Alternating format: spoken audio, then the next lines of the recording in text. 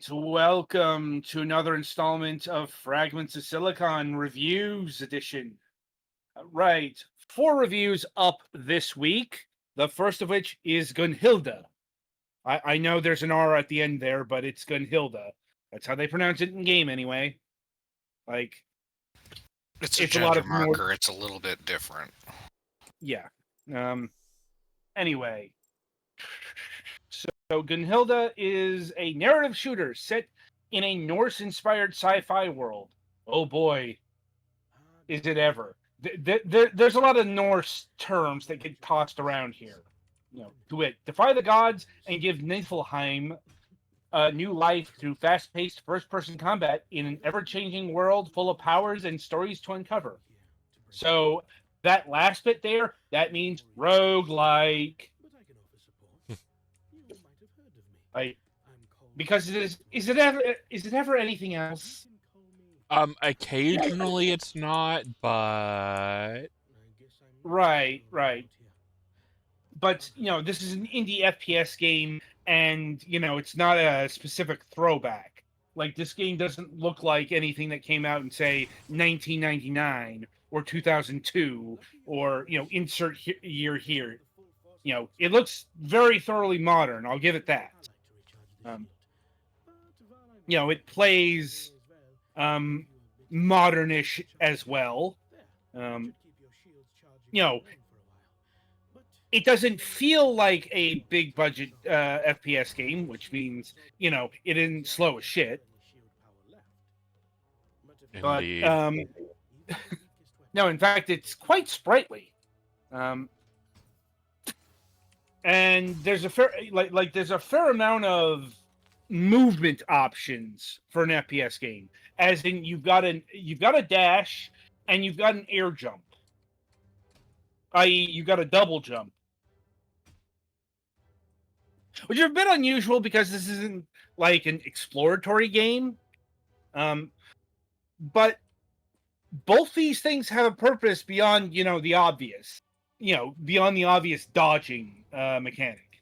And that is, this game has an overheating mechanic here. Yeah, so the developers in their infinite wisdom doesn't feel like the right words. More, I'm not exactly sure what the expression is, but it's one of those games where you, the more you fire, the more your gun overheats. And in order to cool down, there are 2 ways of doing it. One, you just wait a bit. 2, you move around to cool, you use the air in the movement to cool down your weapon. I'll give them points for creativity there. In practice, it's okay, but you're not using your movement necessarily for dodging, more just to be able to fire more. And I don't know what we're doing here. Because usually when you have an overheating mechanic, that's a play to realism. But look at this game. There's not an ounce of realism in it. And yet I still have to worry about my gun over fucking heating. In case you can't tell, I'm not a big fan of this mechanic, just in general. It's not specific to this game. It's just, I don't like overheating. But that's kind of a supplicant to my main problem and why I didn't play this game nearly as much as I wanted to. And that is controls. So this game does things that I've not seen in an FPS to this point. Not so much forcing a control scheme. I've seen that. And that's an automatic disrecommendation from me when you do it, by the way. just to lay all the cards on the table in the here and now. But so this game does have your typical WAS setup, but it has a few alternate versions of a control scheme. It has a dedicated what they call a Southpaw mode, or if you want the actual key parlance, IJKL. So they actually do take into account that some people use their left hand as their dominant hand, which I can appreciate in theory. In practice, I'll get into that. But also, they have a setting for the much rarer, at least in this country, AZERTY configuration. Not to which is just a European keyboard arrangement for languages that don't really use QWERTY or Dorvac.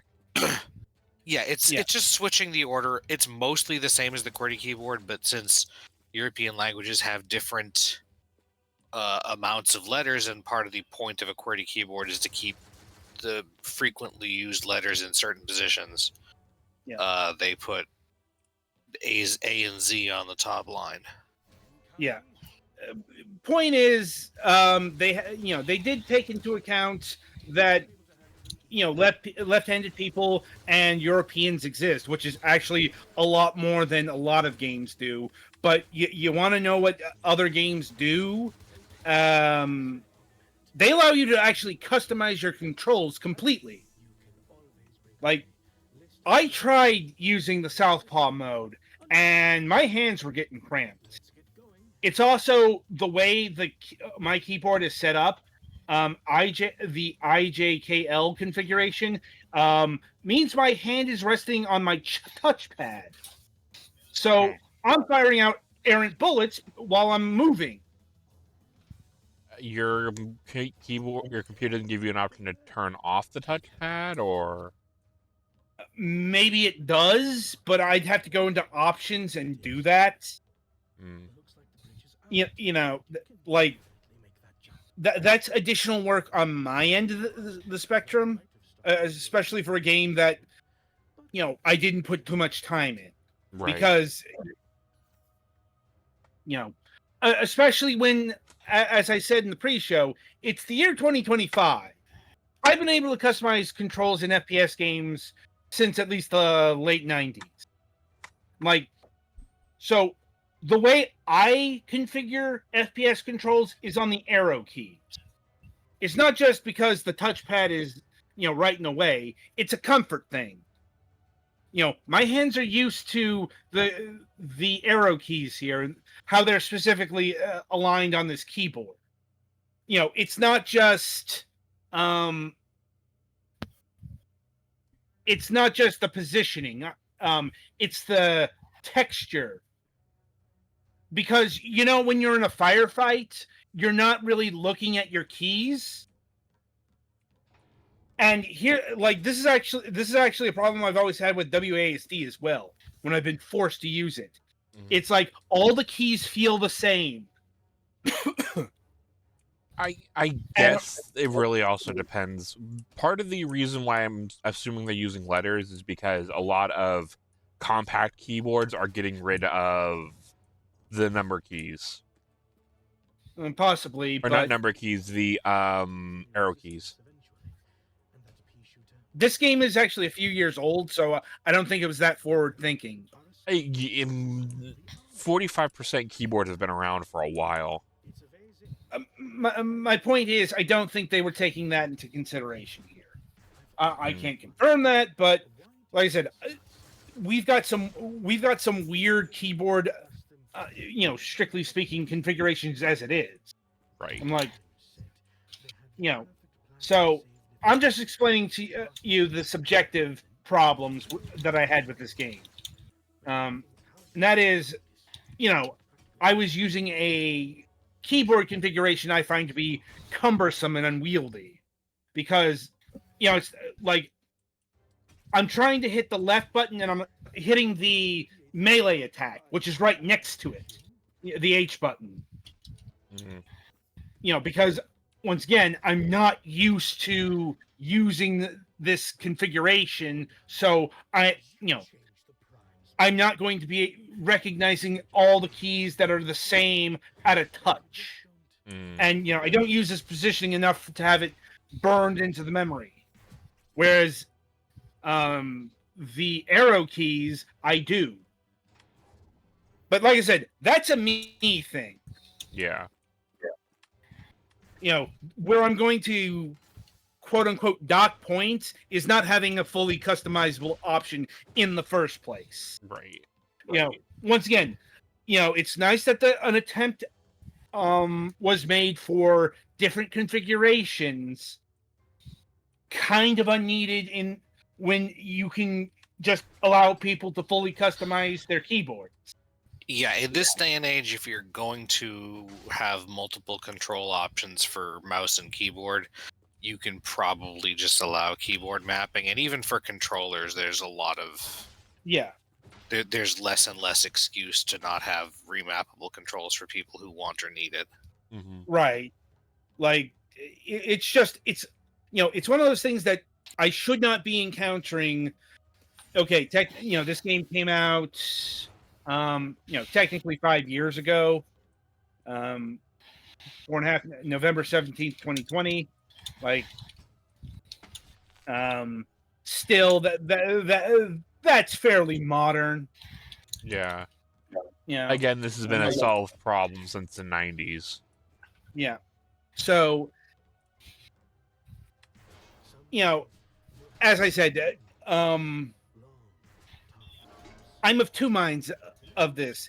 Once again, genuine attempts were made to give alternate key layouts and hand configurations a time to shine, but also like these are the kind of accessibility options that aren't really needed in the era of fully customizable controls. It's just a weird effort.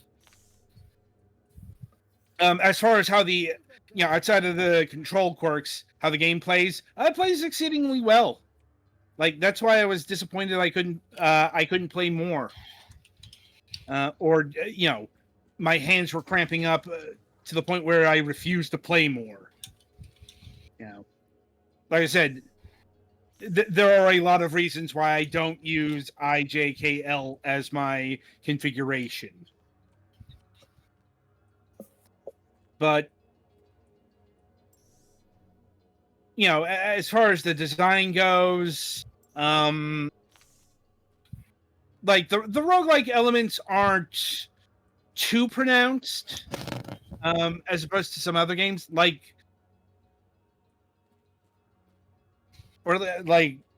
not sure if like the actual maps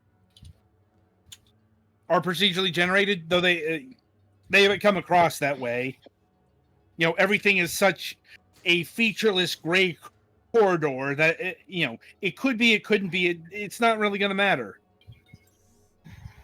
But the gunplay is really good, and yeah, the movement outside of once again the quirkiness of it all works really well.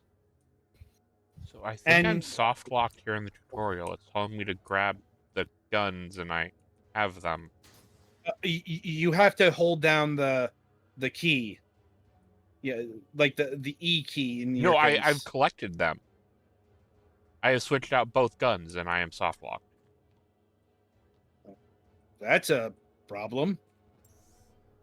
Huh. Maybe a hazard of something. I didn't have that happen to me. That is weird. Yeah.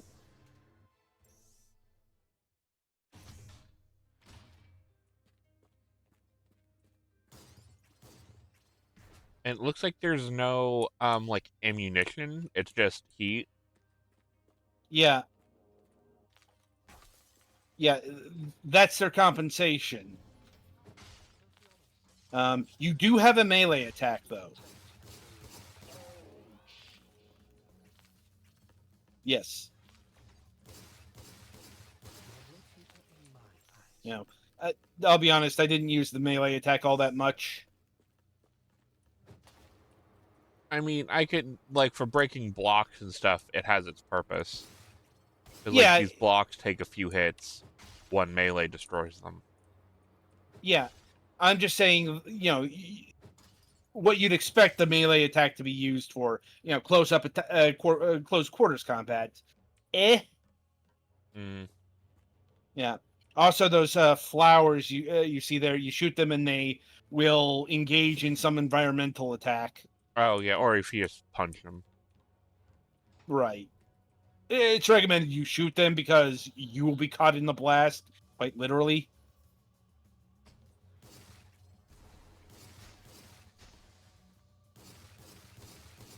Yeah, and you have to keep an eye on. You got to look for the wolf symbol. That's your way forward. Because, you know, another critique I have of the game is, you know, I mentioned a bit here before, but, you know, this game is so featureless that you can get lost pretty easily, which I suspect they knew, which is why they had that symbol in the first place. Also, there's a fucking narrator here who goes on and on and on about the lore of the game, and you will retain about 0% of it. It's, you know, it's really overwrought and dull.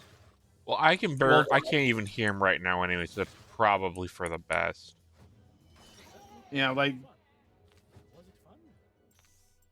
you know, once again, an attempt was made at having a story here, and I cared about none of it.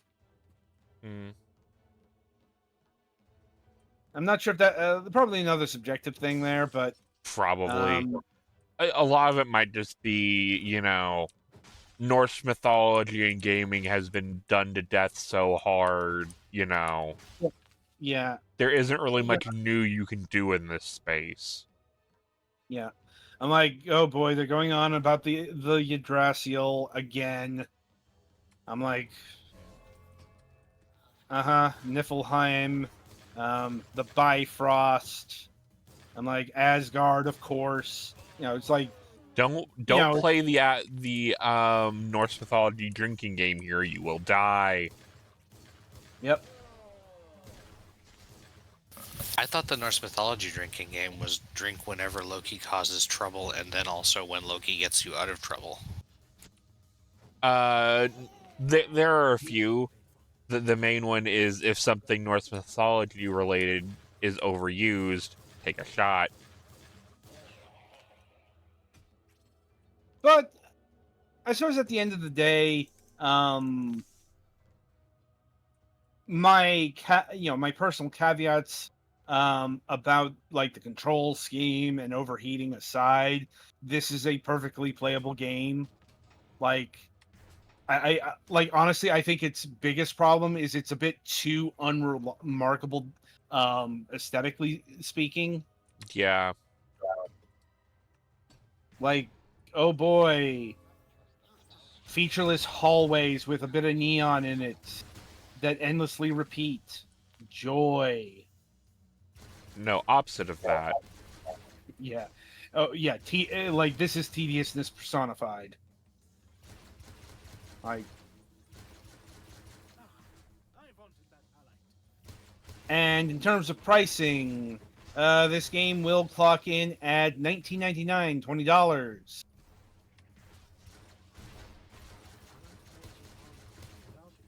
Like, I think it depends on your commitment level, because otherwise, yeah, this game's a bit too bland for me to recommend at $20. Mm-hmm. Like, if it were coming in at half price, I'd say go for it. $20. I don't know if you have any way to check if it was on the Steam sale or not. I believe it was. Like, it's been on sale before. Like, I know this because that's how you have a copy to play here and now. Like, so yeah, wait for a sale on this one. Alchemy, the ancient but otherwise, of Niflheim heaved themselves out of the mist. It's a fine But enough as they mined game. its many properties, That's the about all I frost got. giants watched their great work devoured by a hungry world. Petty, So the ancient anything you wish council, to add? eldest, Gallix, and- you too? I thought it was fine. Granted, the Yeah, it number looks of fairly ordinary mostly, yeah. like in a not bad way. Right. Yeah, this is perfectly comparable. If you're not totally desensitized to Norse mythology in a sci-fi setting, you might get more out of this than we have. But again, we've been around the block 2 times, and this has been done to death and beyond. I still remember like Xenogears dropping this Norse shit. Xenogears, I you. literally have 2 human. Yep. The list goes on. You could Mhm. probably include the MCU Thor in this. You probably could. Like, not a knock against like the game developers or anything like that. I get you have a story to tell, but unfortunately, this mythos has been done dry. Like the cow's been milked dry. It's bro, it looks like a raisin. Send help. Indeed. Anything else from you, Gallix? Not really. I don't think so. All right. So yeah, that'll about do it for Gunnhildr here. Be sure to tune in after the break as Petty Fan reviews Zombies Overloaded.